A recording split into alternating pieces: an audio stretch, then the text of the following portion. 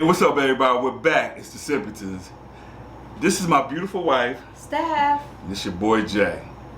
And today, guys, we're going to be reacting to this Bill Burr interview on Fox 5 News Channel regarding his TV show, and it's called F is for Family. F is for a lot of things, and family could be one. But anyway. So let's check this out. Bill Burr. F is for Family. F is Fox for Family. News interview promoting his TV sitcom show. Okay, let's check it out. Let's see what it is. 10 episodes are available to binge watch. Bill Burr, welcome to Good Day New York. How are you? Thank you for having me. Well, the show is so funny. I'm just, is it based on your real life, or is it, you know? Yeah, no, it's definitely based on my life, but it's, Frank is the character that I play. He's an amalgam of kind of everybody's dad in the writer's room, and he's an old school dad. Like when I was a kid, you were like afraid of your dad. Like he pulled in the driveway, he'd come in the front door, we'd all run out the back door. Right, wait till your father comes home, yes, right? Yes, absolutely. So it's more of that era. It's not this, you know, era now where your kids are like friends with their dad. I was like afraid of my dad. Not in a bad way. Like I just knew that, you know, when he came home that things were going to fly. Yes, your behavior. We used to shut the TV off and like pick up books pretending to be like reading. And I remember he used to, like, you know, if he was in church, he had like the loudest snap. And if you guys were talking too loud, he just bam like that, and everybody just shut up, and then you knew you were going to get it later. You mean get it? You know, it's fun. You get on stage, you talk about topics that are kind of taboo, but you make them really, really funny. So your Christian background is part of the show. Or yes, and I wanted episodes. to talk to you about Jesus after this. Well, the only reason why I bring it up is some people thought maybe you went a little too far. You know. As far as what? Well, they thought that maybe you were being disrespectful to the Christian religion. Who did? I'm telling you, you need to Google. Oh, good Lord. So did you feel you were being disrespectful, or just you were just having fun with some of the crucifixes and stuff like that? I don't even know what I mean, we did maybe 2 jokes about that? Yeah, exactly. Don't you think the Catholic Church went a little too far?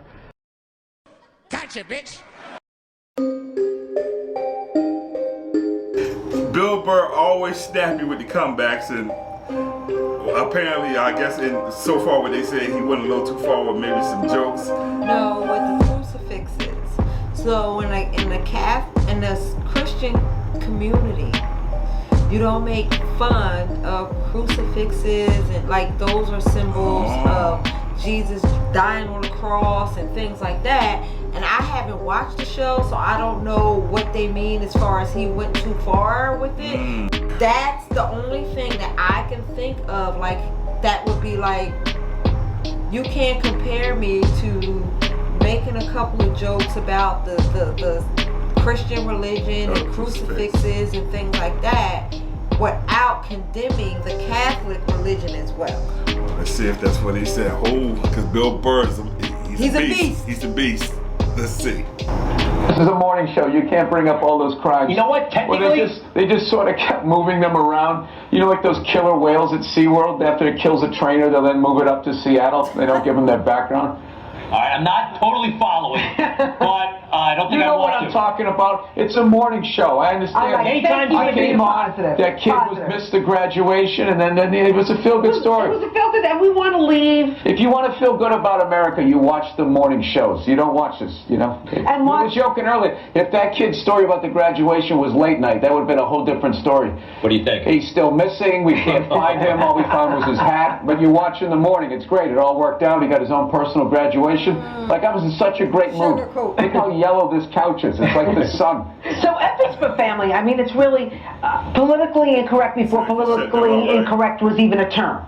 Yeah, and I think, you know, a lot of that stuff. What you were saying earlier, you talk about taboo subjects. It's like nothing I really talk about. It's not that people aren't talking about all of this stuff. It's just that it's sort of a way that people talk when they get on a stage or something like that. But it's not like, you know, people they laugh because they're already talking about it, so it's not that big a deal. We all have dark thoughts sometimes, but you go there in public and you do it, even though it's edgy, kind of make it safe in a way.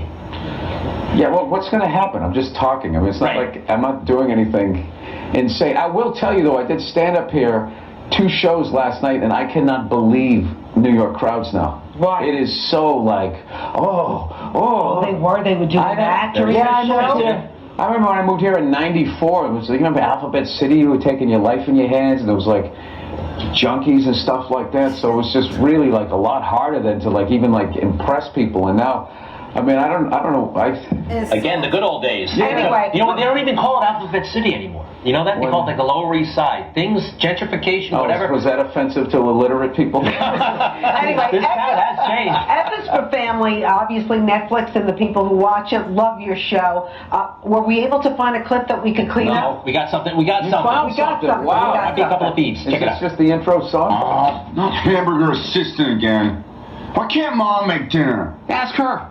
She's the one who abandoned her post. Now after doing all the lady work, I gotta leave to go do some man work. And is anybody gonna get me flowers and tell me I'm beautiful? No. No one's out there marching for old Frank Murphy. He just watches the sands of his miserable life gather at his feet while his wife, the modern woman, throws on a pantsuit every morning and just...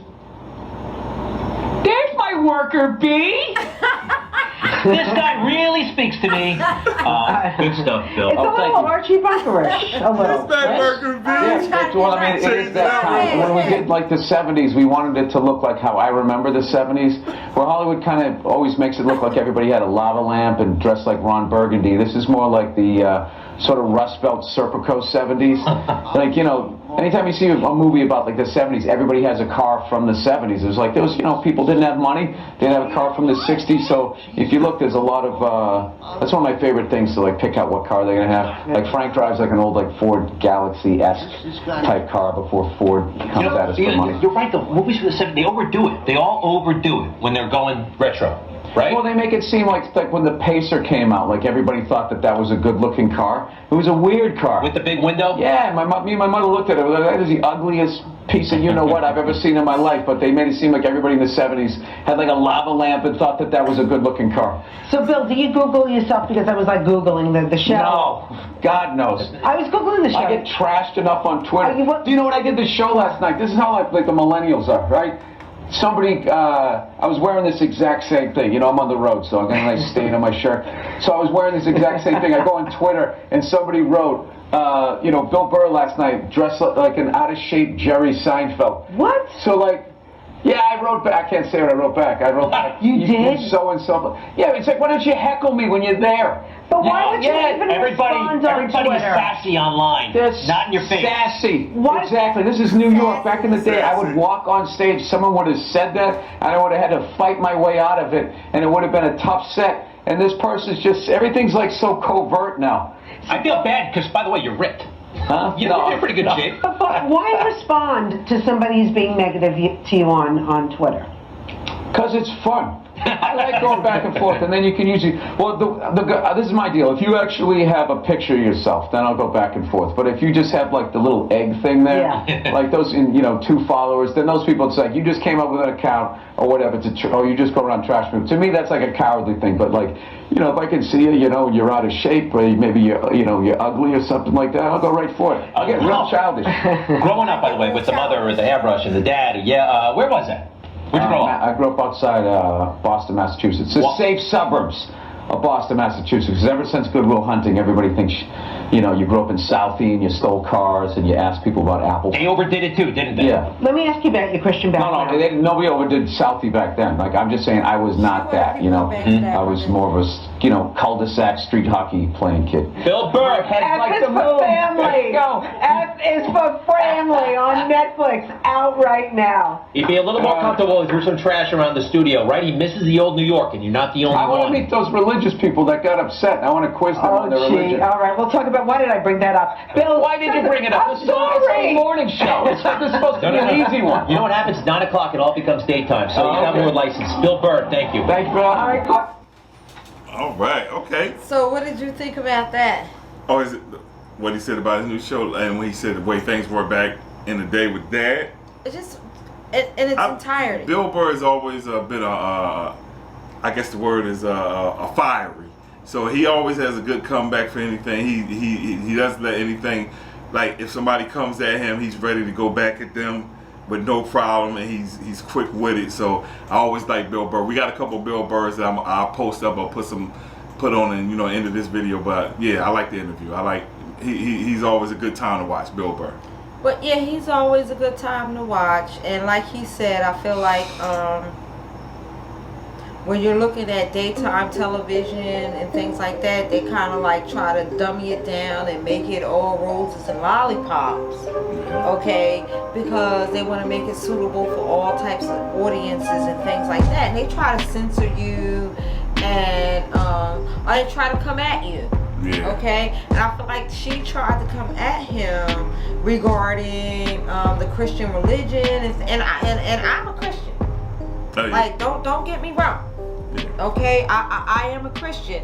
However, I do believe that, like he said, because I made a couple of references or jokes or whatever, like, don't come at me because of the little jokes that I made. When you have bigger fish to fry, don't come at me for a little joke I made, or don't condemn me because I made this joke, you know. And I feel like he put her in check. For her, Check. him too, the guy. No, it was more her. Yeah. He didn't even ask the questions. It was her ass. He checked her ass, and he let her know, don't come for me if I ain't sent for you. Okay. Like, don't do it, because what I'm doing is all in fun, and you know, and in this day and age, you can't say anything, you can't look at somebody, you can't make a comment without somebody melting like a little snowflake, or catching feelings, or wanting to cancel you, or telling you you're insulting, or, you know, you just can't. Freedom of speech, again, It's not free. it's not free. Everybody, It comes with everybody a price. right now is a snowflake, and I'm getting tired of the way everybody acts. You know, everybody gets a trophy, everybody's a snowflake on my baby this and my baby that. And I tell my wife all the time, it aggravates me. I come from a time I was a single parent household, and even my mom, she didn't, the way they treat these single mothers now, oh my baby, this and that. I'm just, I can't say how aggravated I get with the way everybody feelings. Everybody's soft now, and that's why I said a million times before that I don't know what direction we're headed in, but I just don't like the way that everything is going right now, because you gotta toughen up. Because once you get out there in the world, nobody cares about how you feel. Basically, you can sit back and you could cancel this one. You could do whatever you want to do, as far as being in the world. Like, I don't like he said this, I don't like she said that, or whatever the hell. But in the real world, they'll be like, you don't like it? Well, you don't have to work here. And a lot of people don't understand that now, especially, what is it, millennials? That's what they call them now? Millennials the younger ones, and Gen Z. Gen Z or whatever, especially that group right there. People don't care about how you feel. Can you do the job or whatever? But see, they're changing the narrative. Mm-hmm. And our generation, Generation X, and baby boomers before us, yeah, nobody did care. However, because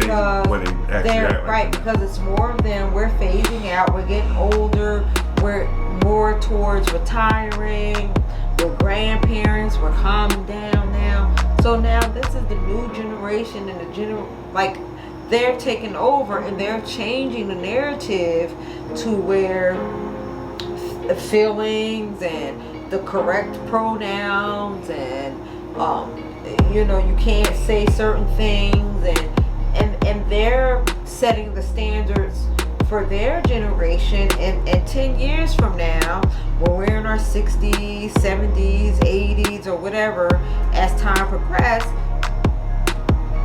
it's going to change even more. Just like when our parents were young parents, it changed from the 60s and the 70s. In the 80s, we evolved and we changed, and we had our way of thinking, we had our way of dressing, and you know, our parents in the 60s and the 50s didn't understand the 80s, just like now we don't understand this generation, the them, they, the, you know, the dressing, the how everyone is so sensitive to whatever they have to say. Back in the day, comedians had their the right to say whatever they wanted to say, and everything was not taken so literally. Everything was not offensive. that didn't happen when you and I was younger or the generation before you and I. So moving forward, they're setting the standards, okay? And we're going to be so old, we're going to be either dead or gone, or we're going to be so old that